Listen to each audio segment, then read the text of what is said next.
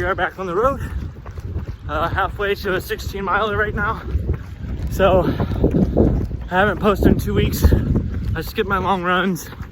Honestly, wasn't really up for posting, but as I get closer to my marathon day, I can feel excitement building, the pressure to perform building, my 8-month journey building to a close, and I really want to finish strong, show up fully in my marathon, and ultimately try to hit my 4-hour goal.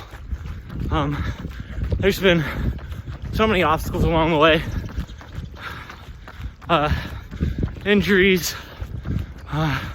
other requirements.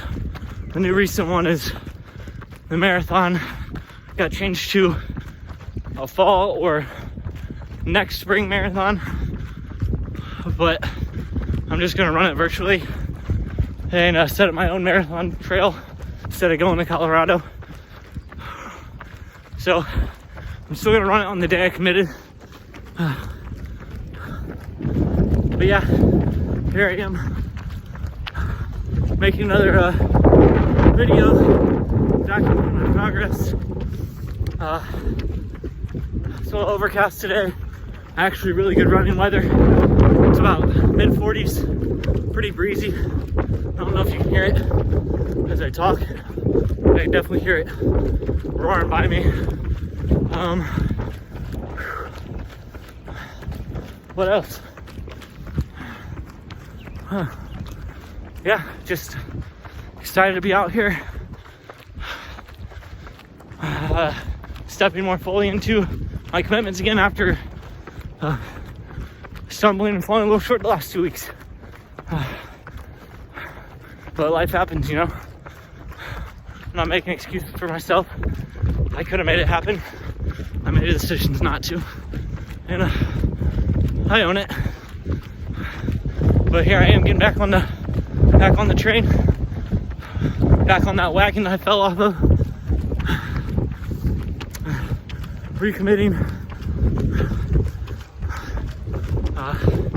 Excited to plan out my marathon and having friends come support me, have my own personal pit crew.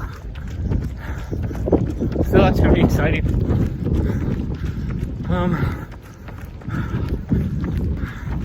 Yeah, I don't have much else right now.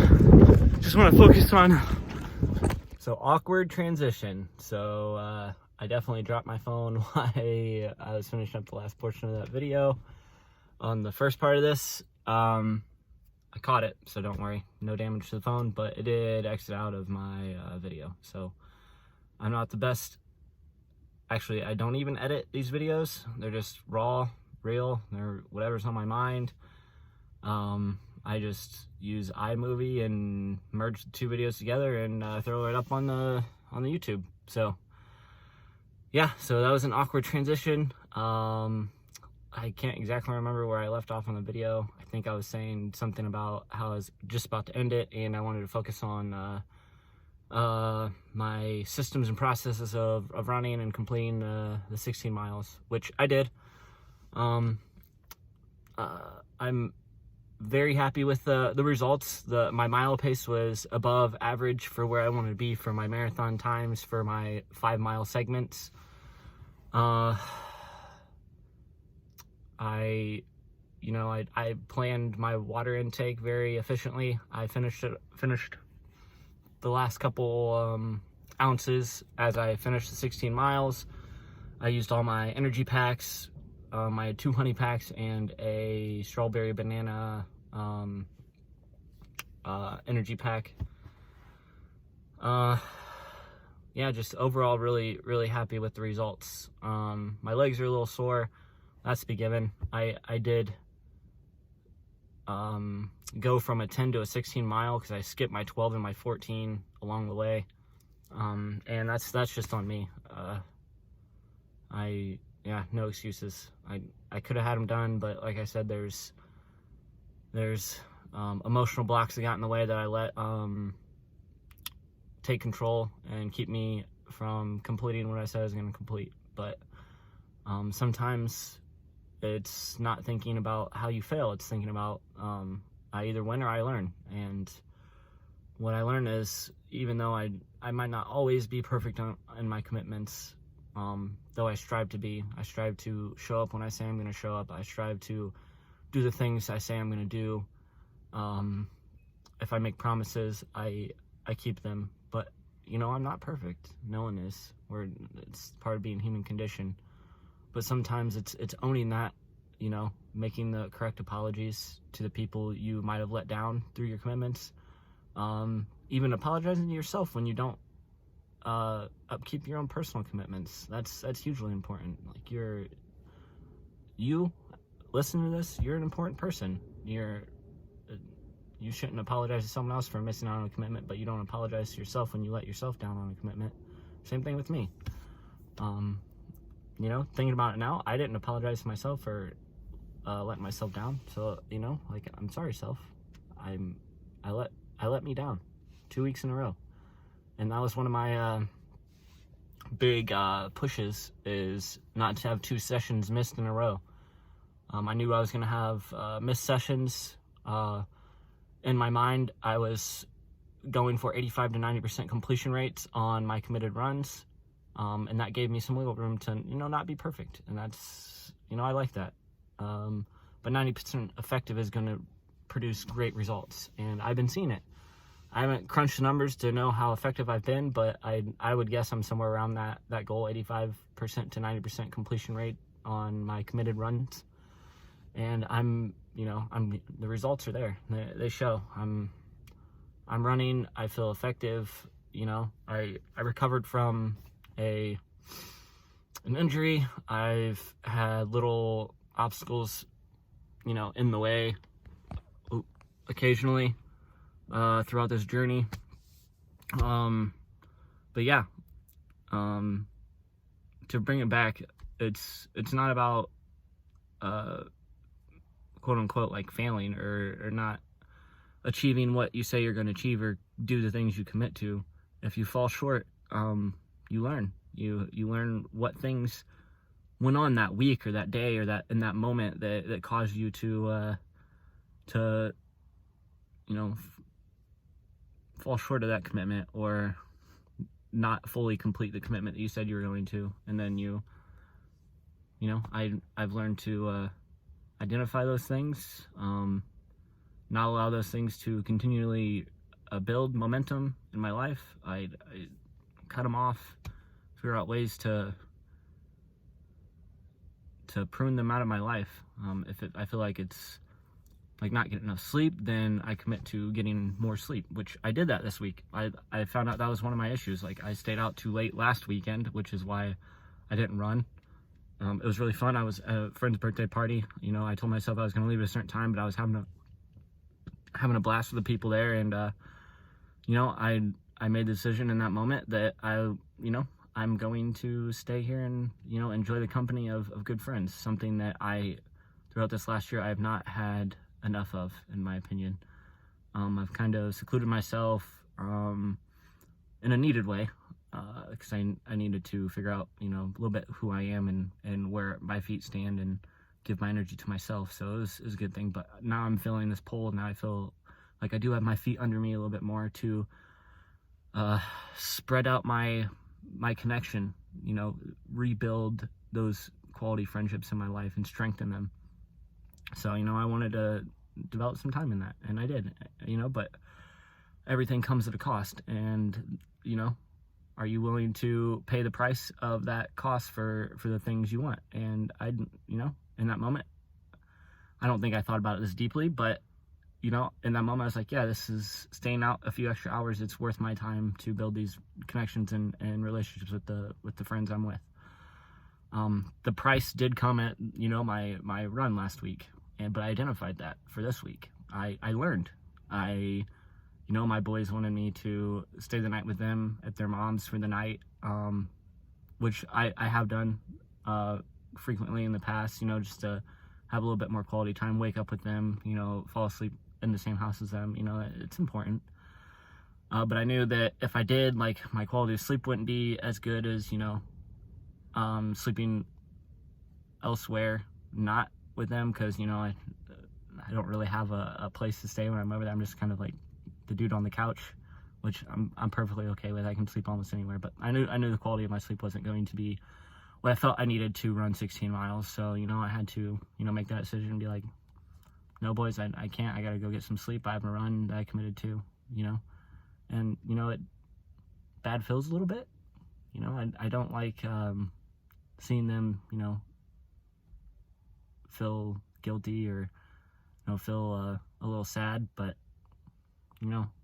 sometimes it's important for them to see that even though I'm not giving them what they want, I'm sticking to the things I said I wanted to. Like, that's an important lesson that I'm demonstrating that they get to see.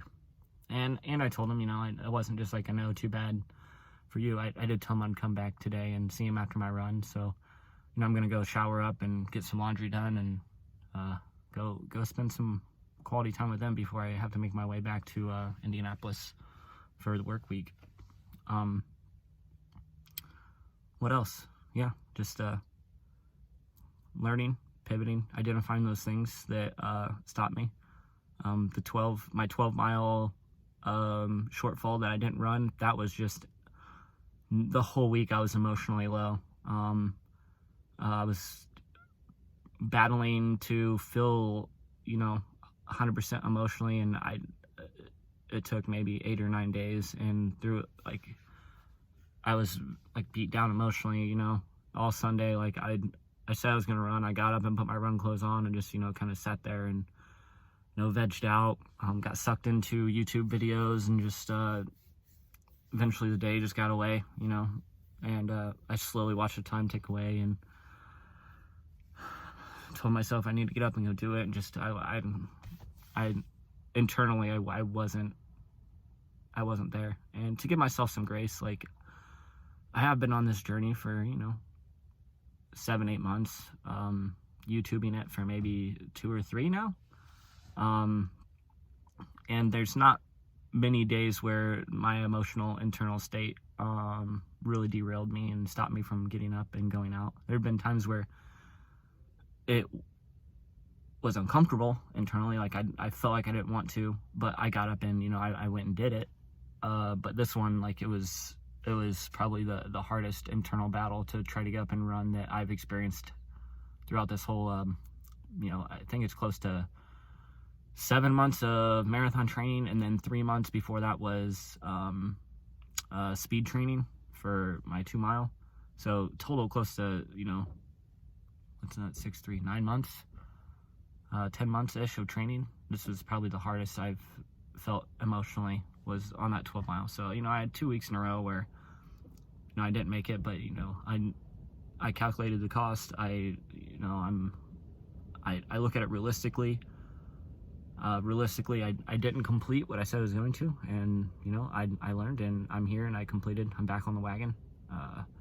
But I also, look on the flip side, give myself some grace. Like, I look how far I've come, look how far I'm going. But I don't allow that as a excuse to not internally own that, I didn't accomplish it. But it also gives me the space and capacity to not shame and guilt myself for not, having the all or nothing mentality, which I struggled with before so hard. And I know there are times I still do, where if I'm not 100% effective, then I might as well give up. The old Ricky Bobby effect. If you're not first, you're last.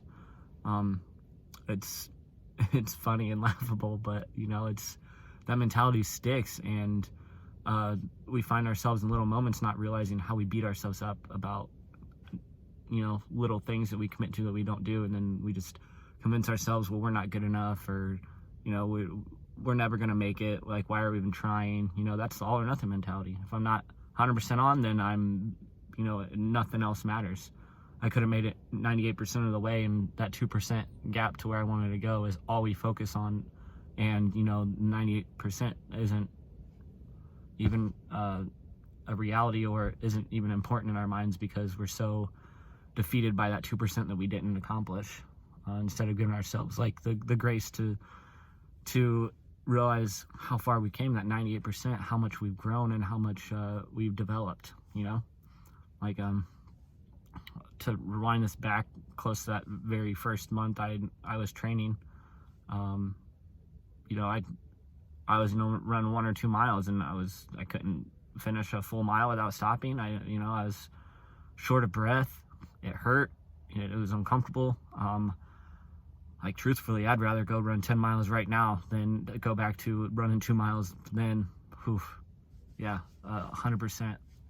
So it was super uncomfortable, and it's not uncomfortable for me right now when I'm pacing myself to run 10 as it was to run those 2. But, you know, I stuck to it. I went through the discomfort and found myself, you know, building my skills. I was running maybe a 9.5 to 10 minute mile pace when I first started. My first 3 mile, you know, I can go check it out and look at it. I don't really know what it is, but it was, I think, a 9:30 average, 9:45 average pace. My buddy David, who I met at the hotel I was staying at, he can attest to that, because he was the one that pushed me to run my first 3K with him. We ran it together. I was only running 1 or 2 miles at a time. He's like, oh, let's do a 3K. I was like, no, or a 5K, sorry, 3.1 miles.